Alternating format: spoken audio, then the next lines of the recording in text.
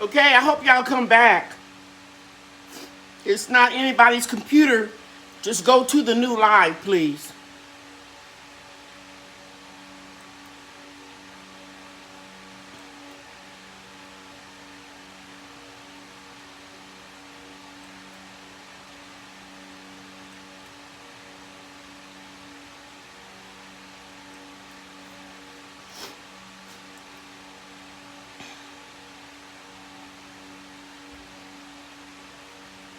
I'm trying to get back on. We'll see.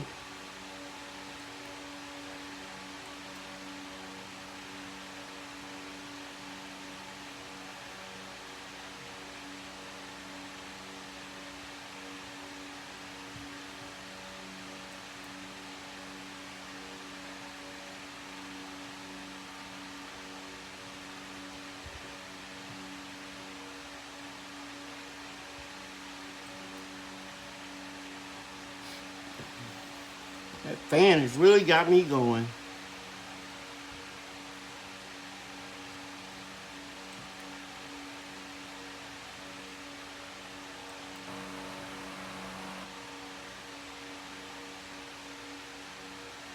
Okay, I'm back on the new stream, guys. Hey, I'm glad y'all made it back. I don't know what to do with my phone. I turned it on Do Not Disturb. And my daughter knows I'm on Monday night. I don't know why. Thank you all for coming back on. I just want to make sure that I get the questions. Type the questions in, guys, and then I'll end the chat. I don't like to be on more than an hour and a half anyway. So it's a little blurry. I'm sorry. Put your question in where we were. What were we talking about? She says she can see and hear me. Thank you, Cherie. Barb Brownlee is thanking everybody. Mike is here. Mike, did I answer all of your questions? It was something, somebody put something in there about aphids, too much nitrogen. I'm inclined to say yes, because, no, I see a lot of aphids on beans, and I know that they are nitrogen fixers, beans are. But I've seen more aphids on my fruit trees, and I know they don't have a lot of nitrogen. So, Yankee Homestead, I think you're the one that asked the questions about, are aphids attracted to abundance of nitrogen? I don't necessarily think so. And the only thing I can do is rationalize everything out. From my experience, I do get a lot of aphids on beans, and I know they are nitrogen fixers to the soil. But most of my aphids are on delicate, tiny, new fruit tree leaves. Okay? All right.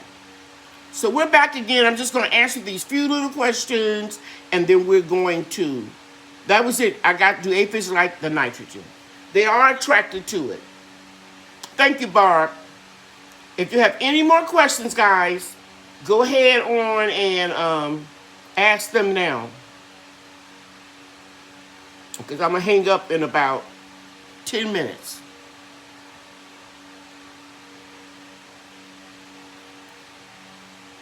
And then I'm going to call my daughter and answer why did she do that. I think we must have all... Okay, Mike said he's comfrey in zone 4. Yes, you can grow comfrey in zone 4. It'll freeze all the way back, and then it'll come back up in the spring. The reason why I say that is because I had a 3-degree temperature year before last. And Regina said her phone is acting up. I understand. I got one phone that's acting up too. I got it turned off. Okay. Would you consider comfrey invasive? Yes, Miss Kia. It can be, but when you grow it to use it for fertilizer, you're always cutting it back. So if you have a limited space, you might want to put it in an elevated raised garden bed that's open at the bottom, or that you put cardboard or something on at the bottom, and eventually the cardboard is going to disintegrate or decompose, and it can go down further into the earth. Yes, I did. They are eating my insides and out inside my plants in the new growth. Hey, Brampton Garden, I didn't know you were in the house. Thank you so much for being here. How do you make the tea? Check my playlist on fertilizers. All you do, or I'm going to give you a real quick 30-second answer. All you do is stuff as much as you can into a container. Put a rock on it if you don't have it in a bag. Put a rock on something really heavy to make it weigh it down so it will thoroughly ferment. And do that for a week or two. If you're going to use it for seedlings, dilute it half and half. And only ferment it a week. If you're going to do mature plants, let it ferment for a couple of weeks, half and half. On fruit trees, you can let it ferment for a month or even several months and put it on there straight. Okay. Now, Yankee Homestead, yes, I did. They are eating my inside and outside. Oh, inside and outside plants. How did you get aphids in the inside? Because the aphids come from that little moth, that little beige-looking moth. You shouldn't be getting aphids inside unless you had aphids already, eggs already in the soil or another plant and it hopped on that you brought inside. That's the only way you would get aphids inside the house. Thank you, Grandmama Grows. You're just so sweet, putting that playlist up for that young lady. Okay, guys, I think that's it. I think that's it.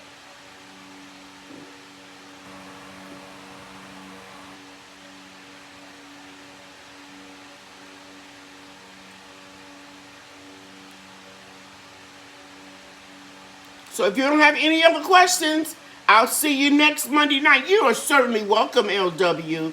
Good night, Miss Love. I don't know. Maybe when I brought in my lemons. Yes. That's where they came from. They were in the soil for that lemon tree. Thank you, Barb Brownlee. Have a blessed and healthy and safe night and a week, everybody. Thanks for the stream and the answers. You're welcome. Thank you, Cherie. And she's telling everybody to have a beautiful week, people. Good night, everybody. Good night, Andrea. You was quiet tonight. Thank you. See you next week. All right. Goodbye, everybody. Thanks again. You know I appreciate you. You know that I love you, and God loves you too.